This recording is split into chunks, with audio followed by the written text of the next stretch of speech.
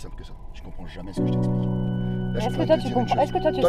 Toi, tu me parles des enfants. Tu me parles des enfants. Mais le problème, c'est quoi? Est-ce que moi, je vais m'arrêter de répondre aux besoins des âmes qu'il y a sur les réseaux sociaux à cause des enfants? Ah, c'est moi le problème. Ouais, c'est toi. Donc tu regardes la paille qu'il y a dans mes yeux. Alors tu ne vois même pas la poutre qu'il y a dans les tiens. Elle me sort une métaphore purée. Non, mais c'est bien joué ça quand même. La grosse blague, quoi. La grosse blague. Tu parles d'une poutre. Tu parles d'une poutre et d'une paille.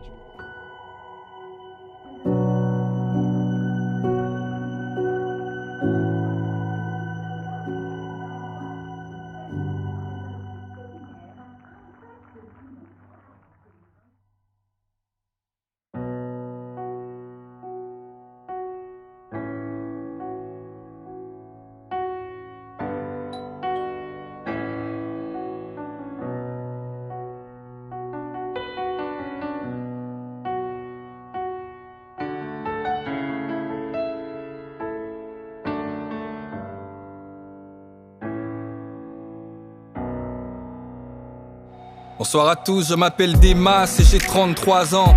Ce matin-là, je m'apprêtais à aller au taf et sans faire gaffe, j'étais en retard, pas de chance. Ma femme se trouvait dans la chambre avec les gosses. C'était l'heure de l'école, elle rangeait leurs peignes et leurs brosses, inébranlable avec mon air de catcheur. Spirituellement, je parais plus fort que ma femme, car sur ma vie, j'ai un appel de pasteur. Je lui fais souvent la leçon, car je trouve qu'elle prie pas assez. Et chaque fois qu'il y a une épreuve, pouf, elle est prompte à se lasser. Et moi je jeûne, je prie, je sers à l'église. Je suis le bras droit de l'apôtre Paul du coup. Y a personne qui me néglige. Et au boulot, je suis juste excellent. Mon salaire est étincelant. T'as le compte en découvert, le mien est trop souvent en excédent. Et quand je vais sur Instagram, c'est vraiment trop fort.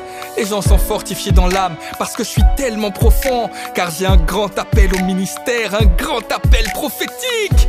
Y'a que ceux qui manquent de discernement, qui sont trop sceptiques. Mais peu importe la famille, chacun sa grâce, car Dieu élève qui il veut. En tout cas, je sais ce que je vaux, et faire son œuvre, c'est ce que je veux. J'ai un appel des nations, je dois voyager dans le monde entier et faire toutes sortes de bonnes actions. L'humilité, ça me caractérise, car quand j'arrive quelque part, je me fais tout petit tout au fond de l'église. Mais dans mon cœur, je sais que je les dépasse tous.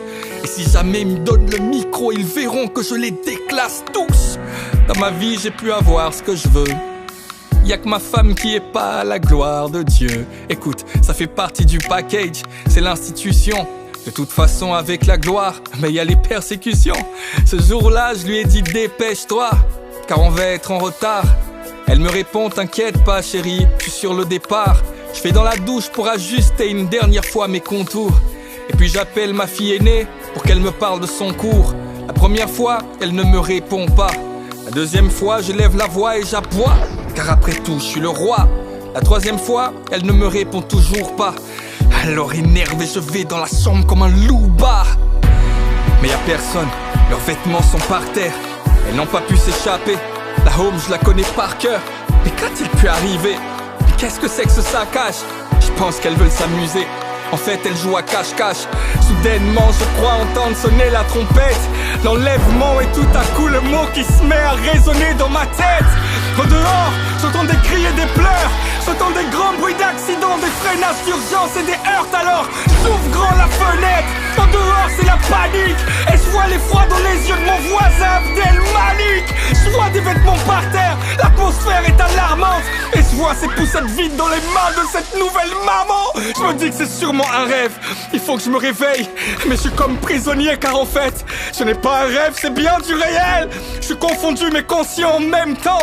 Qu'à cet instant, je viens peut-être de manquer l'enlèvement. Et puis c'est vrai, je comprends pas pourquoi ma femme a été enlevée. C'était moi le futur pasteur. J'ai prêché même en anglais. J'ai même évangélisé dans les centres-villes et les métros. J'ai délivré comme Moïse. J'ai conseillé comme Jétro. Quand l'heure de prier sonnait, c'était ma femme qui restait couchée. Moi je devançais l'aurore et je priais 3 heures sans me doucher. J'ai confondu en tout point. J'ai vraiment l'air d'un crétin. C'est quoi, je vais vérifier ça. Je vais appeler des amis chrétiens.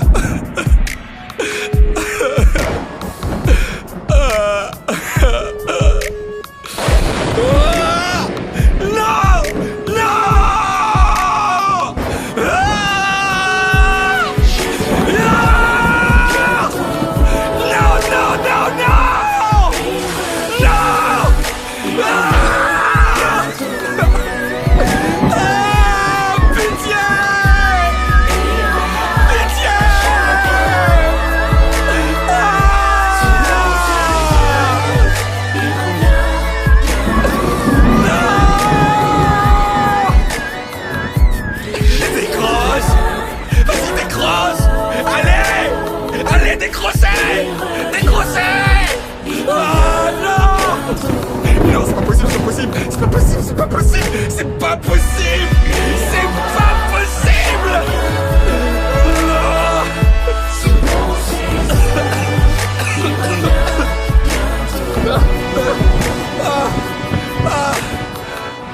Jésus revient bientôt.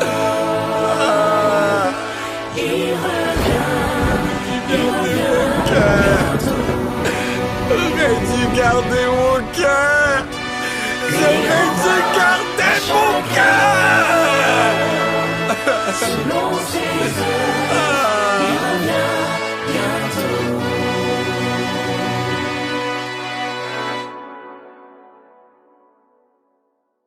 Aide-moi, Seigneur. Abba Père, et compassion de moi. Par ta miséricorde, et souviens-toi de moi. Aïe, aïe, aïe, aïe, aïe, aïe. Aïe, aïe, aïe. Papa, mon Père, mon Dieu, mon roi. On peut avoir un cœur éloigné de Dieu et l'aimer sur nos lèvres. Prêcher la bonne nouvelle en étant la cause de la mauvaise. Chercher à plaire à Dieu et s'y prendre de la mauvaise manière. En mettant d'abord le focus sur le don, l'appel ou la carrière. On peut percer jusqu'à brasser des masses, ou rester inconnu dans l'ombre et être emporté comme des masses. On veut accomplir la mission sans que Dieu nous ait soignés.